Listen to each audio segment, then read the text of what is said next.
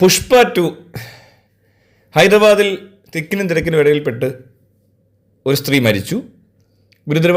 ഗുരുതരമായ പരിക്കോടുകൂടി ഒരു കുട്ടി. ഇപ്പോൾ ദേ സെൻട്രൽ സ്ക്വയർ മോളിൽ പടത്തിൻ്റെ പകുതി കാണിച്ച് ആൾക്കാർ പറ്റിച്ചു. ഈ തിയേറ്ററിൽ പടം കാണാൻ പോയവന്മാരെല്ലാം കൂടി ഇരുന്ന് ഇന്നിന് ഇൻ്റർവെൽ തൊട്ടാണ് കണ്ടത്രേ. പെട്ടെന്ന് പടം തീർന്നു പോയപ്പോൾ അവർ ചോദിച്ചു, ഇതൊരു 3-3.5 മണിക്കൂറുള്ള പടമാണല്ലോ, ഇതെങ്ങനെ ഇപ്പം തീർന്നു? അപ്പോൾ അവിടെ പ്രശ്നമായി. അപ്പോൾ അവരെല്ലാം കൂടെ ടിക്കറ്റ് പൈസ തിരിച്ചു തരണമെന്ന് പറഞ്ഞപ്പോൾ തിയേറ്ററുകാർ പറയുന്നു, ഓക്കെ എന്നാൽ പിന്നെ ഫസ്റ്റ് ഹാഫ് ഇട്ടം കാണിച്ചേക്കാം. എന്തോ അടേ ഇതൊക്കെ? ഇവിടെ എന്തൊക്കെ ഈ കൊച്ചു ഭൂമിയിൽ എന്തൊക്കെയാണ് സംഭവിക്കുന്നത്? ഒരു സിനിമ റിലീസായി കഴിഞ്ഞാൽ പിന്നെ ഇതിൻ്റെ തൊല്ല, അതിൻ്റെ കുറേ ആരാധകർ. ഇപ്പോൾ വനിത പോലത്തെ തിയേറ്ററിലാണെങ്കിൽ പിന്നെ ഓരോ സിനിമ റിലീസാകുമ്പോഴും പുതിയൊരു അവതാരം ഉണ്ടാകുന്നു എന്നുള്ളതല്ലാതെ ഇങ്ങനെയുള്ള പരിപാടിയൊന്നും കാണിച്ചിട്ടില്ല. ഇത് ഈ പറഞ്ഞ ടിക്കറ്റ് എടുത്ത് വന്ന മുഴുവൻ പ്രേക്ഷകരെയും വഞ്ചിച്ചതിന് തുല്യമാണ്. അവരുടെ സമയം ഇവരെന്തോ ആസ്വദിച്ചതപ്പോൾ ഇതിനകത്ത് ആസ്വദിക്കാനൊന്നും ഇല്ലെന്നുള്ളതാണ് ഇതിനകത്ത് മനസ്സിലാക്കേണ്ടത്. ഒന്ന് ആലോചിച്ച് നോക്കി, ഇത് ഇങ്ങനത്തെ പടം കാണാൻ വരുന്നവന്മാരെ ഞാൻ ഇന്നേരം അല്ലു അർജുൻ്റെ പടമൊന്നും ഞാൻ കണ്ടിട്ടില്ല. തെലുങ്കിലാകെ കണ്ടേക്കുന്നത് മറ്റേ ബാഹുബലിയും പിന്നെ അതേ ഡയറക്ടറിൻ്റെ രാജമൗലിയുടെ അത് ഈച്ചയോ അങ്ങനെ കണ്ടോ ഒരു പടമുണ്ട്. അല്ലാതെ വേറെ ഒന്നും തെലുങ്ക് പടം കണ്ടിട്ടില്ല. പിന്നെ ബാലയ്യയുടെ വീഡിയോ ക്ലിപ്സൊക്കെ ഈ ഫേസ്ബുക്കിലൊക്കെ കാണുമ്പോൾ കണ്ട് ആസ്വദിക്കാറുണ്ട്. I am the truth, I am the truth, I am the truth. If you trouble the trouble troubles you. I am the trouble എന്നൊക്കെ പറയത്തില്ലേ? I am not the trouble, I am the truth, I am the truth. ഈ സാധനമൊക്കെ കണ്ടിട്ടുണ്ട്, വല്ലാണ്ട് ഇഷ്ടപ്പെട്ടു. ബാലയാണ് താരം, നമ്മുടെ മോഹൻലാലിനെ പോലെ തെലുങ്കിലൊരാൾ. അപ്പോൾ പിന്നെ പണ്ടെങ്ങാണ്ട് ഇയാളുടെ ആരുടെ പിന്നെ ചിരഞ്ജീവിയല്ലോ, നാഗാർജുനയുടെ ഒരു സിനിമ ഞാൻ കണ്ടിട്ടുണ്ട് തിയേറ്ററിൽ പോയിട്ട്. അത് ഒരെണ്ണം കണ്ടിട്ടുണ്ട് കേട്ടോ. അത് സ്കൂളിൽ പഠിക്കുമ്പോൾ വേണ്ടെന്ന് തോന്നുന്നു. അല്ലാതെ തെലുങ്ക് പടമൊന്നും ഞാൻ കാണാറില്ല. ഈ കല്ലുവിൻ്റെ പടമൊക്കെ കണ്ടുകൊണ്ടിരിക്കുന്നത് വലിയ ബുദ്ധിമുട്ടുള്ള കാര്യമാണ്. ഇവിടെയുള്ള കുറേ എണ്ണത്തിന് ഈ ഇത്തരം പൊട്ട സിനിമകളൊക്കെ കണ്ട് അങ്ങനെ നടക്കുന്നവരാ. അപ്പം അവന്മാരുടെ ഒരു ബോധവും വെളിവും ആസ്വാദന ശേഷിയും ഒക്കെ കണ്ടു കഴിഞ്ഞാൽ ഇപ്പോൾ മനസ്സിലായില്ലേ? സിനിമ തിയേറ്ററിൽ പോയി ഒന്നും തള്ളും ഉണ്ടാക്കുക, അവിടെ കിടന്ന് മരിക്കുക, അടിയുണ്ടാക്കുക, തിയേറ്റർ വൃത്തികേടാക്കുക, ഡയലോഗ് പറയുമ്പോൾ തുള്ളിച്ചാടുക, ഇത്തരം മണ്ടത്തരങ്ങൾ ചെയ്യാൻ ബുദ്ധിയുള്ള ഒരു പ്രത്യേകതരം മനുഷ്യരാണ് ആദ്യത്തെ ഒരു 2-3 ദിവസം തിയേറ്ററിൽ പോകുന്നത്. പിന്നെ അതിനകത്ത് ഗ്രേഡ് കൂടിയതും കുറഞ്ഞതും ഒക്കെ ഉണ്ട്, ഓരോന്നിനും ഓരോ സ്പെക്ട്രം ഉണ്ടല്ലോ. അപ്പോൾ അതിനകത്ത് ഈ തുള്ളിച്ചാടാൻ സാധ്യത ഇല്ലാത്ത ടൈപ്പ് ആൾക്കാരുണ്ട്. കൾച്ചറായിട്ട് ബിഹേവ് ചെയ്യാൻ പഠിച്ചു പോയ അതേ ബുദ്ധിശക്തിയുള്ള അതേ ആസ്വാദന ശേഷിയുള്ള ആളുകൾ ഈ പറഞ്ഞ പോലെ മറ്റ് കുറച്ചുകൂടെ വില കൂടിയ ടിക്കറ്റ് എടുത്ത് കാണുന്ന സ്ഥലങ്ങളിൽ പോയിട്ട് കാണിച്ചതാണ് ഈ കണ്ടത്. ഒരു സിനിമ കണ്ടുകൊണ്ടിരിക്കുമ്പോൾ എല്ലാം അതെങ്ങനെ കണ്ടു തീർക്കാൻ പറ്റും? ഇനി ഇൻ്റർവെല്ലോട്ടാണ് പടം, ചുമ്മാ അങ്ങ് പടമൊക്കെ തുടങ്ങുമായിരുന്നു.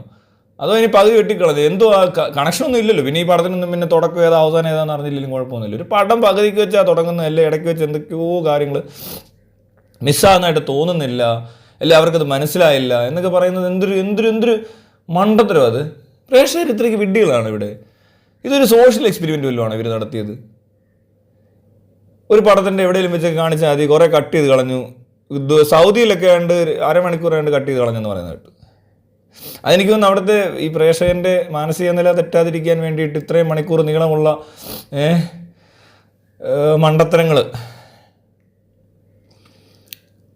അധികം പേര് കാണണ്ട, അല്ല അത്രയും തന്നെ മനുഷ്യരെ ബുദ്ധിമുട്ടിക്കണ്ട എന്ന് കരുതി ഏതോ തിയേറ്റർ ഉടമ ചെയ്തതായിരിക്കാം. എന്നാൽ ഇവിടുത്തെ തിയേറ്റർ ഉടമ കുറച്ചുകൂടി രക്ഷിച്ചേക്കാമെന്ന് കരുതിയെന്ന് തോന്നുന്നു. ഇത് മുഴുവനൊന്നും കാണേണ്ട കാര്യമില്ലടേ, അവസാനം മാത്രം കണ്ടാൽ മതി.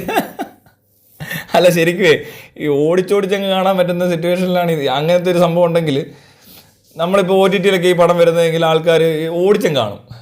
മോൺസ്റ്ററൊക്കെ ഞങ്ങൾ പിന്നെ ഓടിക്കാതെ കണ്ടു, കാരണം ആ പടം അങ്ങനെ ഓടിച്ച് കണ്ടാൽ നഷ്ടമായി പോകും. കാരണം അത്രയും മണ്ടത്തരങ്ങൾ ഒന്നിച്ച് പിന്നെ നമുക്ക് എവിടെയും കാണാൻ പറ്റത്തില്ല. അതുകൊണ്ട് മാത്രം എന്നെ ഒരാൾ കൊണ്ടുവന്ന് ഇരുത്തി കാണിച്ച് മോൺസ്റ്റർ അതിൻ്റെ ഒരു വീഡിയോ നിങ്ങൾ കണ്ടുകൊണ്ടിരിക്കുന്ന വീഡിയോ കഴിഞ്ഞ ദിവസം അയച്ചു തന്നു. ഇത് കണ്ടിട്ട് ഇങ്ങനെ ഇരിക്കുന്നത് അതൊന്നും അങ്ങനെ ഓടിച്ച് കാണാൻ പറ്റത്തില്ല, അതൊക്കെ ഓടിച്ച് കണ്ടാൽ നഷ്ടമാണ്. പക്ഷെ ഇതൊക്കെയാണെന്നാലും എന്തു അല്ല തന്നെ ഇതിൻ്റെ ഫസ്റ്റ് പാർട്ടെന്ന് പറഞ്ഞതിനകത്ത് എന്തോ ചന്ദനം കടത്തുന്ന പരിപാടിക്കകത്ത് എൻ്റെ ഒരു വീഡിയോ ക്ലിപ്പ് ഞാൻ കണ്ടിട്ടുണ്ട്. പിന്നെ ഇവൻ്റെ ഡാൻസ്, പിന്നെ ഒരു നടപ്പ്, ഒരു പ്രത്യേക രീതി നടക്കുക, അങ്ങനത്തെ ചില പരിപാടികളൊക്കെ കാണിച്ചുകൊണ്ട് എന്തൊക്കെയോ കാട്ടിക്കൂട്ടുന്നൊരു സിനിമയായിട്ടാണ് തോന്നിയത്. പിന്നെ കുറേ മാസ്, അടി, ഓരോ പെണ്ണിനെയും പൊക്കി എടുത്തുകൊണ്ട് വരും എവിടുന്നേലും, എന്നിട്ട് അതിൻ്റെ ഡാൻസും പാട്ടും പുക്കിളും തൊടയും. ഇതിനകത്താണെങ്കിൽ മൊത്തത്തിൽ എന്തോ പ്രശ്നമുണ്ടെന്ന് പറയുന്നത്. സ്ത്രീ കഥാപാത്രത്തിന് എന്തോ നിംഫമാനിയ പോലെ തോന്നുന്ന തരം ഒരു സ്ത്രീയാണ്, അങ്ങനത്തെ ഒരു ക്യാരക്ടറിനാണ് ഏതോ ഒരു നടി അവതരിപ്പിച്ചിരിക്കുന്നതെന്ന് പിന്നീട് ട്രോള് കണ്ടപ്പോൾ മനസ്സിലായി. കണ്ടവരൊക്കെ വന്നിട്ട് പറഞ്ഞു, അതായത് ഇവൻ്റെ അമ്മ അത്ത് കിടക്കുമ്പോൾ പോലും അവൾ സെക്സ് ചെയ്യാനായിട്ട് വിളിക്കുന്നു എന്നൊക്കെ പറയുന്ന ടൈപ്പ് സീനുകളുണ്ടത്രേ. അതുപോലെ എന്താ കാര്യം, അതായത് ഇപ്പോൾ പറയണ്ട, കുറേ പറയാം. അങ്ങനെയാണ് അതുപോലത്തെ ഒരു എക്സാമ്പിൾസ് എനിക്ക് ഒരുപാട് പറയാൻ അറിയാവുന്നതാണ്. അതുകൊണ്ട് അത് പറഞ്ഞു കഴിഞ്ഞാൽ ചിലപ്പോൾ ആൾക്കാരുടെ മറ്റേ സെക്സ് വികാരം മരണപ്പെട്ട് അവർ അത് ഭയങ്കര ബുദ്ധിമുട്ട്. സെക്സ് വികാരം മരണപ്പെട്ടെന്ന് പറഞ്ഞ് കേസ് വല്ലതും കൊടുത്തു കഴിഞ്ഞാൽ അത് പണിയാവും. അതുകൊണ്ട് മാത്രം പറയാത്ത. മതങ്ങളെ പറ്റി പറയുമ്പോൾ മതവികാരം മരണപ്പെട്ടു എന്ന് ചിലർ പറയുന്നു. പിന്നെ ഇപ്പോൾ ഇതിനെപ്പറ്റി പറഞ്ഞാൽ ശരിയാ, വേണ്ട. രാഷ്ട്രീയ വികാരം മരണപ്പെട്ടു. അങ്ങനെ പലതരത്തിലുള്ള വികാരങ്ങൾ മരണപ്പെടുന്ന വികാര ജീവികളുള്ള ഞാനൊരു വികാര ജീവിയാണ്. ശുഭി കഥ തുറക്കേൻ, തുറന്നില്ലെങ്കിൽ ഞാൻ ചവിട്ടിപ്പൊളിക്കും, മറിച്ച് നീ എന്നോട് സഹകരിച്ചാൽ എന്ന് പറയുന്ന പോലത്തെ ഒരു സ്വഭാവമുള്ള ഒരു നടിയെ ഈ സിനിമയിൽ കാണാൻ സാധിച്ചു എന്നൊക്കെ സുഹൃത്തുക്കളൊക്കെ കണ്ടവർ, സുഹൃത്തെ പഠിച്ചിട്ട് വിമർശിക്കണം സുഹൃത്തെ എന്നൊക്കെ പറഞ്ഞുകൊണ്ട് വന്നിരുന്നു. അപ്പോൾ അയാൾ പറയുകയാണ്, ഇങ്ങനെയാണ് ഈ ക്യാരക്ടർ, പുഷ്പ ഇങ്ങനെയല്ല, പുഷ്പ നമ്മൾ ഉദ്ദേശിച്ച ആളല്ലെന്നൊക്കെ.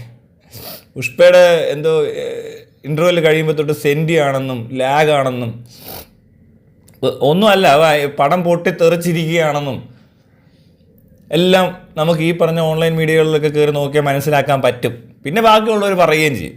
അത് കഴിഞ്ഞിട്ട് പിന്നെ തിയേറ്ററിൽ പോയിട്ട് പകുതി സിനിമ കണ്ടിട്ട് ഇവിടെ ആൾക്കാർ വന്നു എന്ന് പറയുമ്പോൾ ഈ അല്ലു അർജുനാണ് അവാർഡ് കിട്ടിയത് കഴിഞ്ഞ പ്രാവശ്യം പുഷ്പയ്ക്ക്. എന്തോ കാണിച്ചിട്ടാണോ എന്തോ ഇതൊക്കെ അവാർഡ് കൊടുക്കുന്ന പടങ്ങൾ ഇങ്ങനത്തെയൊക്കെയാണ്. ഇപ്പോൾ അതെന്തോ ഇവനെ അഭിനയിക്കാൻ അറിയാവോ, ഇവനൊക്കെ എന്തോ അഭിനയിച്ചതെന്നറിയാതെ ഇങ്ങനെയൊക്കെ കാണിക്കുന്നതുണ്ട്. പിന്നെ ഇങ്ങനെ ചെരുപ്പ് ഊരിയിട്ട് ഡാൻസും കളിച്ച് അതൊക്കെ ഞാൻ കാണുന്നുണ്ട്. ഈ ഒരു നടനെപ്പറ്റി അപ്പോഴാ ഈ അവാർഡ് കിട്ടാൻ സാധ്യതയുള്ളൊരു നിലയിലേക്കൊക്കെ അയാൾ ഉയർന്നോ ഇത്തരം മണ്ടപ്പടകളൊക്കെ എടുത്തിട്ട്. പുഷ്പ താടില്ലടാന്നൊക്കെ ഏതാണ്ടൊക്കെ പറയാം. ഇതിനകത്ത് മലയാളം പാട്ടൊക്കെ ഇട്ടിട്ട് പുഷ്പം പെട്ടെ അല്ലു അർജുൻ ഇവിടെ നാട്ടിൽ തണ്ടാൻ വന്നതാണ്. ഇപ്പോൾ തമിഴിൽ നിന്നും തെലുങ്കിൽ നിന്നൊക്കെ ഏതെങ്കിലും നടന്മാർ കേരളത്തിൽ വന്ന് ഇത്തരം പടം പ്രൊമോട്ട് ചെയ്യാൻ വരുമ്പോഴേ ഓർത്തോണം. ഇന്ത്യൻ ടു പ്രൊമോട്ട് ചെയ്യാൻ കമലഹാസൻ വന്നപ്പോഴേ തോന്നി അത് വലിയ കാര്യമായിട്ടൊന്നുമില്ല, പറ്റിക്കേണ്ട ആവശ്യമുള്ളത് കൊണ്ട് തെണ്ടാനും ഇരക്കാനും എന്തേ കമലഹാസൻ വന്നിരിക്കുന്നു. പിന്നെ നോക്കിയപ്പോൾ സൂര്യ വന്നിരിക്കുന്നു, കങ്കുവാന്നും പറഞ്ഞു. കേരളത്തിലെ ഫാൻസാണ് ഫാൻസ്, ഇവിടുത്തെ ഫാൻസാണ് ഫാൻസ്. നല്ല ഒന്നാം തരം മണ്ടന്മാരായ ഫാൻസ് ഇവിടെ ഉള്ളത് അറിഞ്ഞുകൊണ്ട് അപ്പോൾ വന്നിരിക്കുന്ന അല്ലു അർജുൻ. പിന്നെ ചിലരൊക്കെ പറയുന്നത് അല്ലു അർജുൻ ഭയങ്കരമായിട്ട് സഹായിക്കുന്ന ആളാണ്. ഇവരൊക്കെ പിന്നെ സൂര്യയൊക്കെ പിന്നെ ഫ്ലഡ് ഉണ്ടാകുമ്പോൾ ഇങ്ങോട്ട് കുറച്ച് പൈസ കൊടുത്തു, ലാൻഡ് സ്ലൈഡിന് പൈസ കൊടുത്തു, അതുകൊണ്ട് നമ്മൾ ആ കടമങ്ങ് വീട്ടാൻ വേണ്ടി സിനിമ കാണാൻ പോകുകയെന്നൊക്കെയാണ് പറയുന്നത്. അത്രയും പൈസ ഉണ്ടെങ്കിൽ അവിടെ ഇപ്പോഴും ആളുകൾക്ക് സഹായം എത്തിയിട്ടില്ല. വയനാട് ദുരന്തത്തിന് ശേഷം അങ്ങോട്ട് വേണ്ടത്ര ശ്രദ്ധ കിട്ടിയിട്ടില്ല എന്ന് പരാതികളുമുണ്ട്. വാർത്തകളൊന്നും കണ്ടില്ല. വാഗ്ദാനങ്ങൾ നൽകിപ്പോയ പലരെയും പിന്നെ കണ്ടിട്ടേ ഇല്ല. പലർക്കും പനി പിടിച്ച് കിടപ്പാണെന്ന് കേട്ടു. അങ്ങനെ പല പല കാര്യങ്ങൾ അവിടെ നടക്കുന്നുണ്ട്. അപ്പോൾ ഇങ്ങനെയൊക്കെ നോക്കിക്കഴിഞ്ഞാലേ ഓരോന്നോരോന്ന് പറയാൻ കേൾക്കണം ഈ മണ്ടന്മാർ. ഫേസ്ബുക്ക് വഴി തുറന്ന് നോക്കിക്കഴിഞ്ഞാൽ പുഷ്പ ബ്ലോക്ക് ബസ്റ്റർ, ഇന്ത്യയിൽ ഏറ്റവും കൂടുതൽ കളക്ഷൻ നേടിയ പടം. പിന്നെ അതിന് ടിക്കറ്റിൻ്റെ വില കണ്ട് കൂട്ടി കൊടുത്തെന്ന് പറയുന്നത് കേട്ടു. അതെന്തിനാണെന്ന് മനസ്സിലായില്ല. എനിക്കൊന്ന് ഇവന് ഇലക്ഷൻ വയ്ക്കാൻ വല്ല പരിപാടി ഉണ്ടോ എന്ന് അറിയത്തില്ല. വിജയ്ക്ക് ശേഷം അല്ലു അർജുൻ ആയിരിക്കും മിക്കവാറും ഇനി പിന്നെ തെലുങ്കാനയിൽ വല്ലതും കിടന്ന് കളിക്കുന്നത്, ആർക്കറിയാം. അതുകൊണ്ടൊക്കെയാണോ അറിയത്തില്ല. എന്താണേലും അങ്ങനെയൊക്കെയുള്ള ഉപകാരങ്ങളൊക്കെ ചെയ്തു കൊടുത്തു.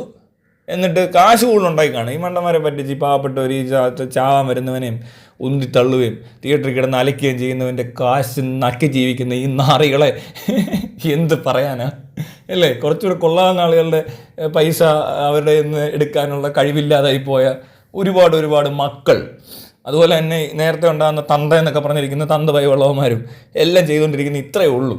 അല്ലാതെ ഇവർക്ക് വേറെ കച്ചവടമൊന്നും അറിയത്തില്ല. ഇവർക്ക് ഈ പാവപ്പെട്ട ഇതുപോലത്തെ ആളുകളുടെ കൂലിപ്പണിക്കാരെന്തെങ്കിലുമൊക്കെ ചെയ്ത് കാശുണ്ടായിക്കൊണ്ട് വരുമ്പോൾ അവന് കുറച്ച് സെൻസ് കുറവായി പോയതോ, അല്ലെങ്കിൽ കൂലിപ്പണിക്കാരൻ സെൻസില്ലായ്മയൊന്നും ഇല്ല. ഞാൻ പറഞ്ഞത് ഈ സെൻസ് കുറഞ്ഞ ആൾക്കാരുണ്ട്, ബോധവും കുറഞ്ഞ ആൾക്കാർ. ഇപ്പോൾ തിയേറ്ററിന് മുന്നിൽ കിടന്ന് ഈ കാണിക്കുന്ന കൂട്ടരില്ലേ, അവരെ പോലെ തന്നെ അതിനകത്ത് തന്നെ കുറച്ച് കൂടിയും കുറഞ്ഞുമുള്ള സാധനങ്ങളുടെ മാത്രം പൈസ ബാക്കിയുള്ളവരൊന്നും കാണുന്ന പോലുമില്ല, അറിയുന്ന പോലുമില്ല എന്നുള്ളതാണ്. ഇങ്ങനെ സിനിമ വന്നു പോയി ഏതാണ്ട് കുറേ പൊട്ടന്മാർക്ക് സിനിമ എടുത്തിട്ടുണ്ട്, ആ പൊട്ടന്മാർ കിടന്ന് ബഹളം ഉണ്ടാക്കുന്നത് കണ്ട് മറ്റുള്ളവരൊക്കെ ആ വഴിക്കങ്ങ് പോവും. അവർക്കൊന്നും ഈ വഴിക്ക് വലിയ നഷ്ടമൊന്നുമില്ല. പിന്നെ എനിക്കൊന്നും ഇമാർക്ക് സിനിമ മാത്രമാണ് ജീവിതം, അതുകൊണ്ട് പിന്നെ വേറെ ചിലവൊന്നും ഇല്ലാത്തതുകൊണ്ടായിരിക്കും എല്ലാം തിയേറ്ററിൽ വന്ന് അടിയുന്നത്. അങ്ങനെയുള്ളവന്മാരും ആവാം ചിലപ്പോൾ, അതുകൊണ്ട് വലിയ നഷ്ടമൊന്നുമില്ല. അല്ലേ പിന്നെ ഇവരെന്ത് ചെയ്തേനെ, അല്ലേ ഇവരെന്ത് സിനിമ കാണും? നല്ല സിനിമയും കാണാൻ പറ്റത്തില്ല, മലയാളം അല്ലാതെ വേറൊരു ഭാഷയും കാണത്തില്ല. അല്ല പിന്നെ ഇമാതിരി തെലുങ്കും തമിഴൊക്കെ വരുമ്പോൾ ഈ പറഞ്ഞ ഡാൻസും ഡപ്പാങ്കുത്ത് ഡാൻസും പാട്ടും അടിയൊക്കെ കാണാൻ വേണ്ടി പോകുന്നവർക്ക് വേറെ എന്തറിയാൻ? അതുകൊണ്ടൊക്കെ ആയിരിക്കും. പോട്ടല്ലേ. എന്നാൽ ഇത് ഇച്ചിരി കടന്ന കൈയായിപ്പോയി. പലതും കണ്ടിട്ടുണ്ട് ഇതിനു മുമ്പ്, പക്ഷേ ഇങ്ങനെയൊരു പുഷ്പ പരിപാടി മുമ്പ് കണ്ടിട്ടില്ല.